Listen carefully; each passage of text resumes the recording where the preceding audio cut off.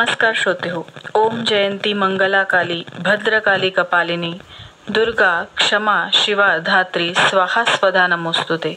जयंती मंगला काली भद्रकाली कपालिनी दुर्गा क्षमा शिवा धात्री स्वाहा स्वधा देवी या देवीच्या सर्व स्वरूपाला माझा नमस्कार असो. नवरात्रीच्या 9 दिवस आदिशक्तीची आराधना करण्यासाठी आपण जमत असतो. आपण आपली साधना वाढवण्यासाठी हा नवरात्रोत्सव साजरा करत असतो. नवरात्रीच्या 9 दिवस आपण 9 देवींची आराधना करत असतो.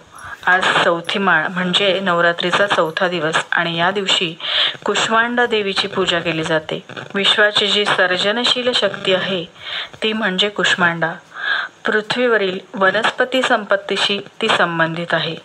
आपण या कुष्मांडा देवीचं नवरात्रोत्सवामध्ये चतुर्थ दिवशी पूजन करत असतो. स्त्री आचरण, भारतीय संस्कृतीतील सण यांचंही आपण पर्यायाने चिंतन करत असतो. आपली संस्कृती ही खूप वैज्ञानिक आहे हे आपल्याला या कुष्मांडा देवीच्या वर्णनावरून लक्षात आलं असेलच. पृथ्वीवरील म्हणजेच संपूर्ण विश्वातील वनस्पती संपत्तीशी देवी कुष्मांडाचा संबंध सांगितला आहे. आपल्या संस्कृतीत आपल्या जीवनावर प्रभाव असलेल्या संपूर्ण गोष्टींना पूजनीय स्थान दिले गेलेले आहे. जसे वृक्षांची पूजा आपल्या संस्कृती आणि परंपरांनी सांगितली, कारण हे वृक्ष म्हणजेच वड, पिंपळ, औदुंबर यासारखे जे वृक्ष आहेत ते आपल्या जीवनावर सकारात्मक परिणाम करतात. या वृक्षांमध्ये महत्त्वपूर्ण आरोग्याशी संबंधित औषधी तत्व आहेत आणि म्हणूनच या वृक्षांची जोपासना, यांचं संवर्धन आणि यांचं रक्षण आपण करत आलो आहोत. आपलं पर्यावरण कसं छान राहावं, पृथ्वीवरील उष्णता वाढू नये यासाठी पण आपण या वृक्षांचं संवर्धन आणि संरक्षण करत असतो. मैत्रिणींनो, आपल्या भारतीय संस्कृतीमध्ये वनस्पतींना देखील एक प्रकारची संपत्ती मानलं गेलं आहे आणि ही संपत्ती जर पृथ्वी तलावर नसेल तर आपलं जीवन धोक्यात येईल.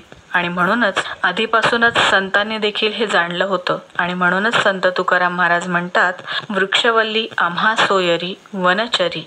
आपल्या या स्त्री शक्तीने वृक्षारोपण, संवर्धन काळाची गरज म्हणून आणि पर्यावरण संरक्षणासाठी नक्कीच करायला हवं. सर्वांची आवड पुढील पिढीमध्ये निर्माण करण्यासाठी देखील आपल्या या स्त्री शक्तीने नक्कीच प्रयत्न करायला हवे. नवरात्र निमित्ताने स्त्री शक्तीला तिच्या कर्तव्याप्रती जागरूक करणे, तिची महती तिलाच समजावून देणे आणि तिच्यातील सुप्त गुणांचे, शक्तींचे या निमित्ताने जागरण करणे ही आज काळाची गरज आहे. संसारामध्ये जर सर्वश्रेष्ठ बनायचं असेल तर उच्च कोटीचे ज्ञान, स्वस्थ शरीर, स्वस्थ मस्तिष्क आणि उत्कृष्ट मनोबल पाहिजे.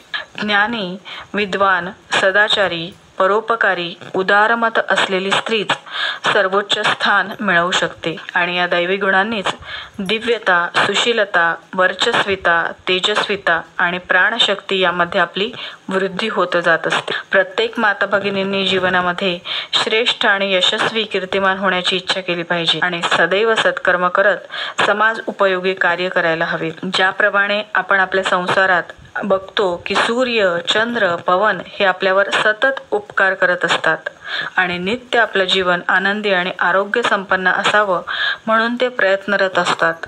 त्यांच्याशिवाय आपलं जीवन आपण कल्पूही शकत नाही. अगदी त्याचप्रमाणे आपणही आपल्या जीवनांमध्ये संस्काराद्वारा आपलं जीवन आणि आपल्या सभोवताली संस्कारित वातावरण आपणच निर्माण करायला हवे. हे सर्व करण्याचं सामर्थ्य फक्त आणि फक्त स्त्रीमध्ये आहे. जीवनातील प्रत्येक विभूती ही कर्तव्यपरायणता आहे. ही कर्तव्यपरायणता ही आपल्या जीवनाची स्थिरता आणि प्रगतीची आधारशिला आहे. आज आपण समाज जीवनात जी अस्थिरता बघतो ती आपल्या कर्तव्याप्रती आपण परामुख झाल्यामुळे झालेली अस्थिरता आहे. संस्कारित तन, मन संपूर्ण शरीराला, मनाला सामर्थ्य प्रदान करते. संस्कारातून सामर्थ्यवान होऊन सदाचार करत आपण संपूर्ण आयुष्यभर आपल्या घर परिवाराची, समाजाची, राष्ट्राची सेवा करत आपण आपलं आयुष्य व्यतीत केलं तर आपलं आयुष्य ही एक वरदानच ठरेल.